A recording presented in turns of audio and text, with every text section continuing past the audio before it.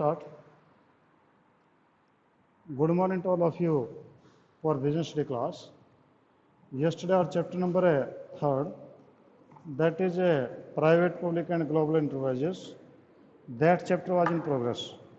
वो हमारा चैप्टर जो चल रहा था, आप जो बुक खोल लीजिए और कल हमने जो इसमें किया था जॉइंट वेंचर के बारे में मैंने बात नहीं की थी। आज हमारे पास नया टॉपिक है पब्लिक प्राइवेट पार्टनरशिप। इसको हम शॉर्टकट में बोलते हैं PPPP, यानी P for public, P for private और P फॉर पार्टनरशिप, यानी हम इसको PPP भी बोलते हैं। ये भी एक जॉइंट वेंचर जैसा ही एक सिस्टम होता है, जैसे कि आपका जॉइंट वेंचर होता है ठीक उसी प्रकार का ये भी है। तो थोड़ा सा फर्क है, बस इसमें ज़्यादा फर्क नहीं है, जॉइंट वेंचर जैसा ही। पब्लिक प्राइवेट पार्टनरशिप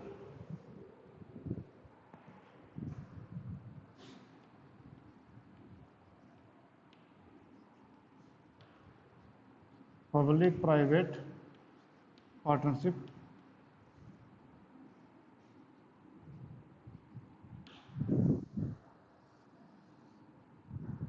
अब पब्लिक प्राइवेट पार्टनरशिप की हम बात करें तो public private partnership describe a government service और private business venture which is funded and operated through the partnership of government and one or more private sector companies।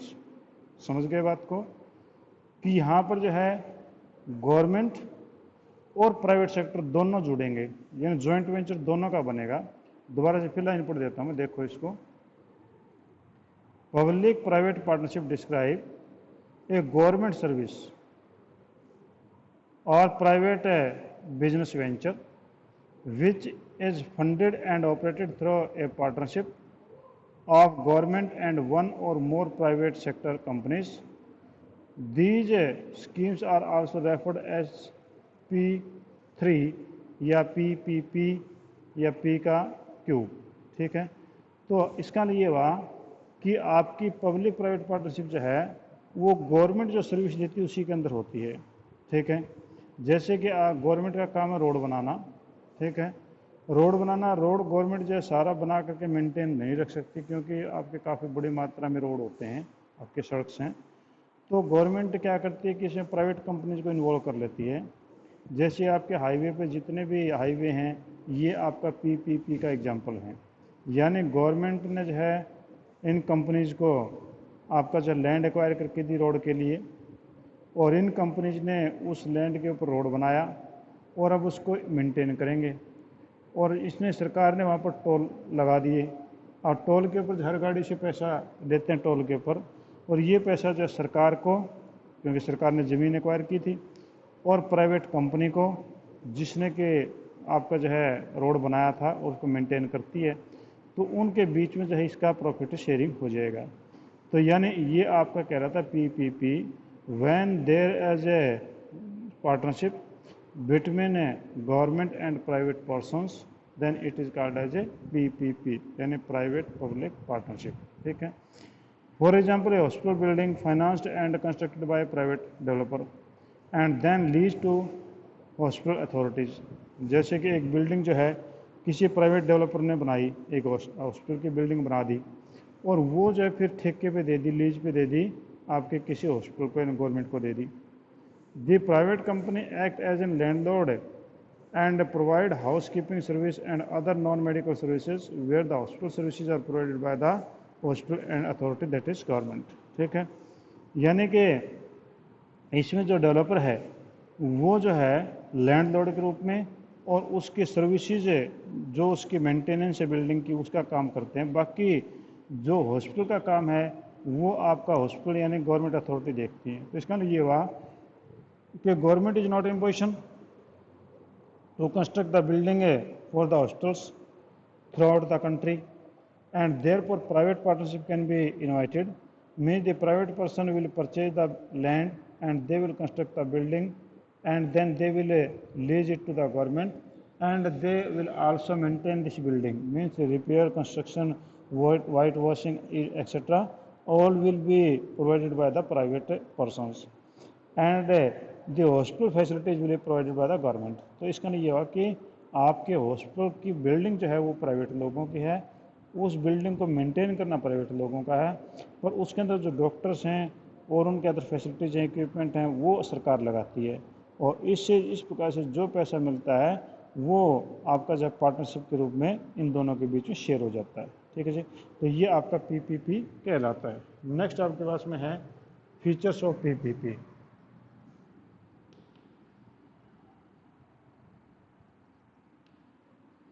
Features of P, P and P.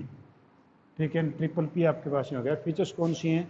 पहला, contract between public sector and private sector, private party. Contract between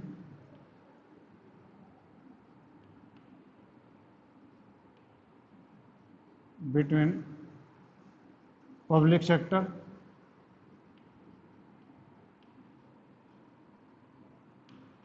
and private party.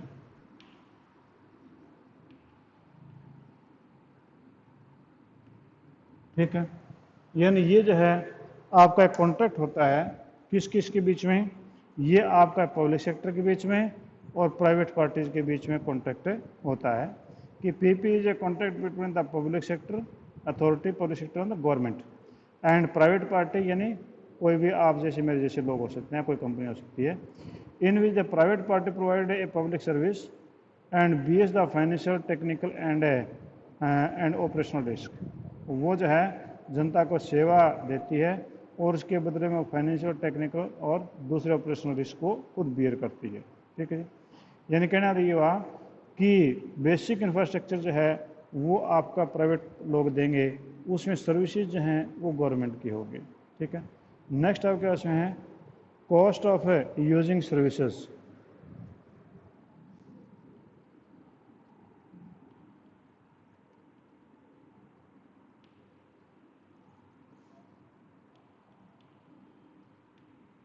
Cost of using services, जो आप service use करते हैं cost के बारे में बात कर रहा है। In some type PPP the cost of using service is borne by the user of the service and not by the tax payers, and in some the cost of providing services is borne by wholly or partly bye the government.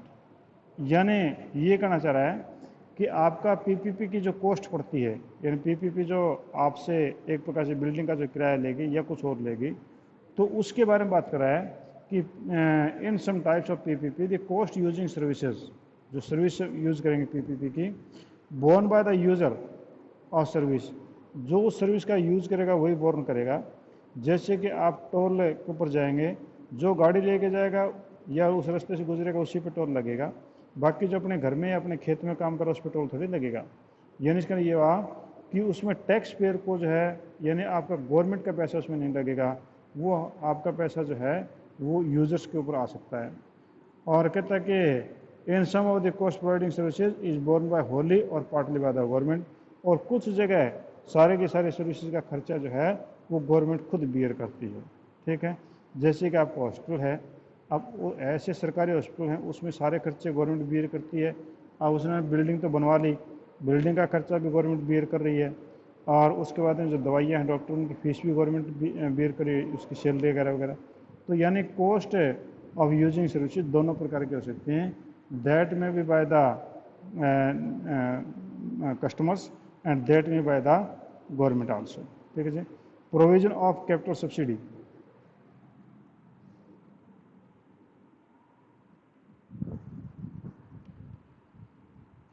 Provision of capital subsidy,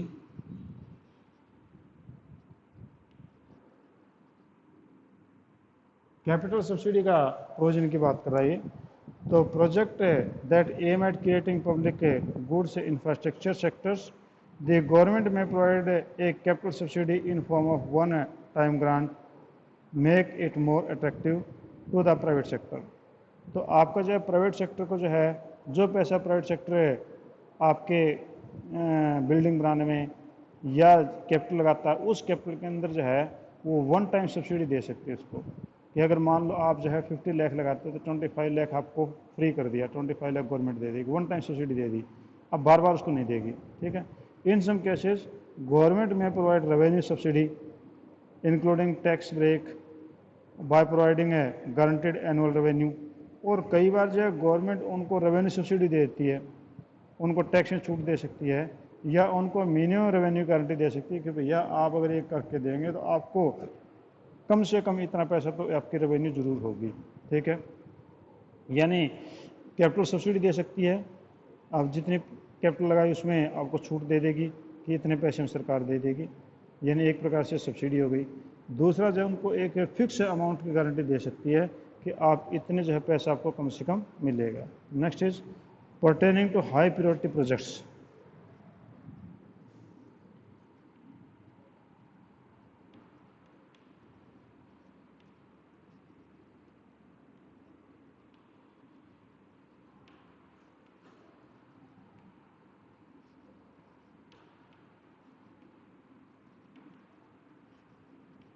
pertaining to high priority projects and public welfare, कि high priority के projects हैं उनके अंदर इसको हम ज़्यादातर use करते हैं, जिसमें कि जल्दी काम करना है और उसको जो हम सबसे ज़्यादा प्रेफरेंस दे के हम कर रहे हैं।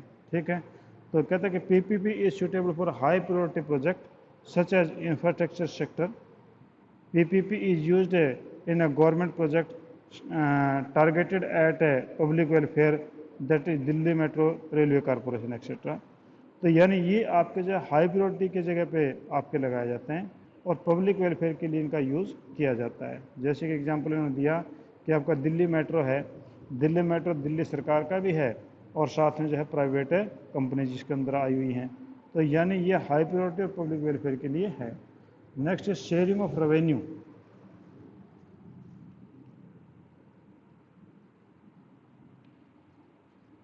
शेयरिंग ऑफ रेवेन्यू, रेवेन्यू को शेयर करना, रेवेन्यू का मतलब आपके पैसे जो इनकम आई उसको। The revenue PP is shared between government and private enterprises in agreed ratio. जैसे मैंने आपको बताया था कि आपके जितने रोड बनाए गए हैं उनमें गवर्नमेंट ने लैंड परचेज करके दी है और आपकी प्राइवेट कंपनीज हैं उन लोगों ने रोड कंस्ट्रक्ट किया है, और दोनों के दोनों जो अब उससे टोल लगा करके जो कलेक्शन करते हैं, तो कलेक्शन का जो पैसा आता है उनका एक एग्रीड रेशियो के अंदर, एक एग्रीड प्रोपोर्शन के अंदर उन लोगों का उसके जो है वो डिवीजन होता रहता है। तो ये आपका क्या रहता है, sharing of revenue.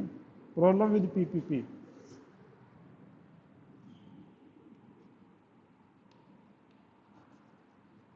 Problems with P P and P. ठीक है, पीपीपी के साथ क्या प्रॉब्लम होती हैं?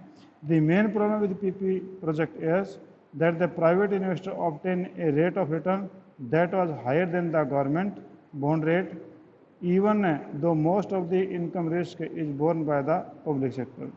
ये कहते हैं प्राइवेट लोग जो पैसा लगाते हैं वो उसके ऊपर रिटर्न इतनी ज़्यादा ले लेते हैं कि गवर्नमेंट बॉन्ड अगर इश्यू करे तो उससे ज़्यादा रेट उससे लगते हैं, और फिर जब लॉस होता है तो वो अल्टीमेटली पब्लिक सेक्टर और गवर्नमेंट को ही होता है।